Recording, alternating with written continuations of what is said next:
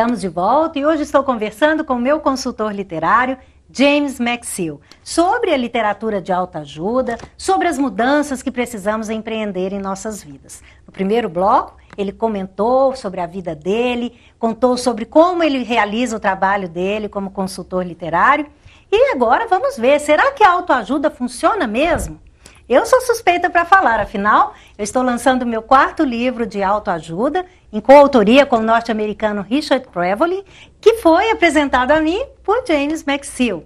E vai ser um livro publicado em 2 versões, em português e em inglês. Estou de viagem marcada para Los Angeles, onde a gente vai fazer o nosso lançamento em Hollywood. O que eu posso dizer é que todas as leituras de autoajuda que eu fiz desde a minha adolescência serviram de base para a pessoa que eu sou hoje, confiante, cheia de sonhos realizados e outros a caminho da concretização, com a certeza de que posso realizar um a um.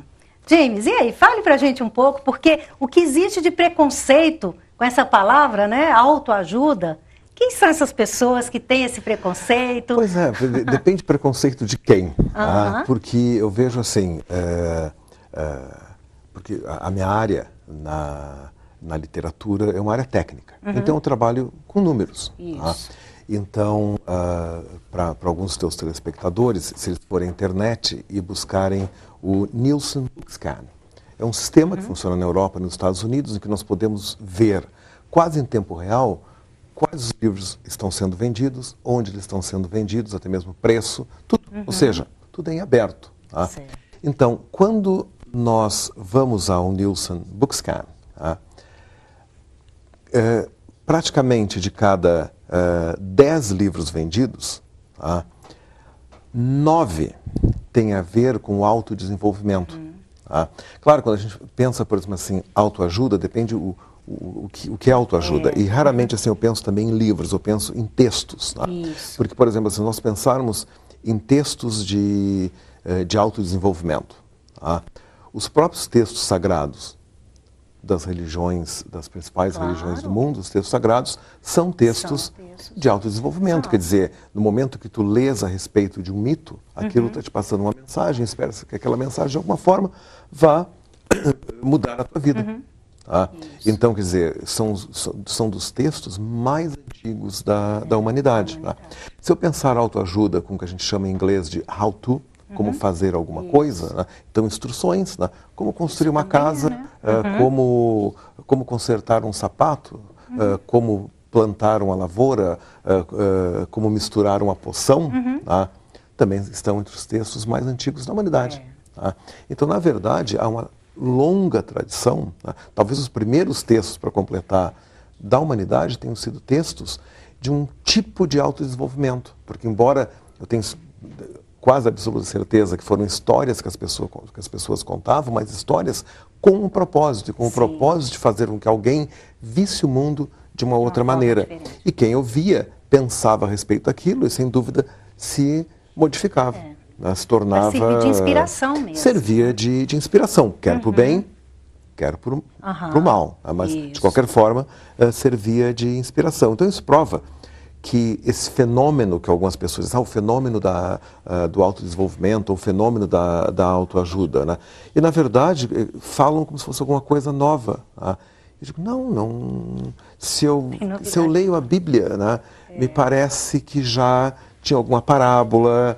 Coisas, quer dizer, já está tudo ali. Exatamente. Por exemplo, se tu pegares os 10 mandamentos, vai ser um how to live, como viver. As regras já estão ali, Quer dizer, se tu concordas com o texto de autodesenvolvimento ou não, aí é uma história para outro programa. Mas, no entanto, que já estavam ali, eles estão, permanecem. E são textos muito fortes. Então, isso prova que funciona. E tem hoje em dia, tem uma função...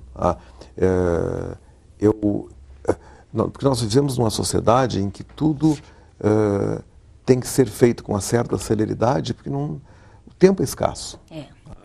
Então eu vejo assim, eu mesmo, quando eu comecei a organizar a minha empresa, eu nunca estudei administração de empresas a fundo. E eu não ia montar uma empresa como uma grande corporação do planeta. tá? Uma empresa petrolífera. Né? Então, consequentemente, eu fui a uma livraria, imediatamente comprei um livro de how-to. Tá? Que consequentemente, que bom, ajudou a mim a montar a minha empresa. Quando eu queria que a minha empresa tivesse um selo de qualidade, tá? A mesma coisa, eu fui pegar livros de how-to, como outras empresas, outras histórias, tá?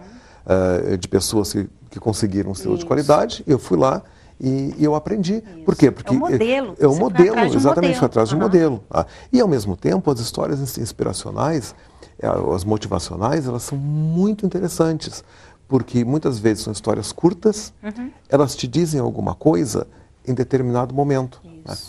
E coisas que, se tu ouvires ou se tu pensares a respeito, aquilo de alguma forma vai mudar a tua vida. Tá? Nem que seja, por exemplo, no outro dia alguém dizia assim para mim, olha, eu estava lendo um determinado livro de autoajuda e havia princípios de psiquiatria, tá? E, logicamente, então seria muito melhor buscar um psiquiatra. Eu disse, pois bem, tá? Eu conheço pessoas que jamais buscariam um psiquiatra, mas quando leram um livro de autoajuda. Aquilo foi um toque de despertar. Exatamente, foi um toque de despertar e, a partir dali, a pessoa buscou ajuda profissional. Porque ela se sentiu mais segura e preparada. Claro, perfeitamente. Eu vejo assim, das pessoas que procuram a minha consultoria, conversar bem na minha área, né? Talvez 99% dos autores que vêm até a minha consultoria para que eu possa trabalhar com eles de uma forma mais profissional, como se eu fosse, digamos, o psiquiatra, o psicólogo, etc., eles já leram livros de como escrever um romance, como escrever um livro de autoajuda, como escrever melhor, já leram a gramática e por ali vai. Quer dizer, quando eles vêm a mim é porque eles já passaram por aquele processo de tentar se autodesenvolver até onde puderam e logo depois eles descobrem que há outros caminhos. O livro foi um preparo. O livro não deixou de ser um preparo. Substituir o profissional. Não precisa substituir o profissional. Tá? Porque dependendo, por exemplo, assim, um livro de como construir uma casa, tá? Pode substituir o profissional se eu for um bom carpinteiro, mas também serve muitas vezes para me mostrar que eu não sou um bom carpinteiro. Que não é tão fácil assim, né? Que o telefone, que eu faço páginas amarelas lá. Que não é tão fácil assim. Exatamente. E a gente vê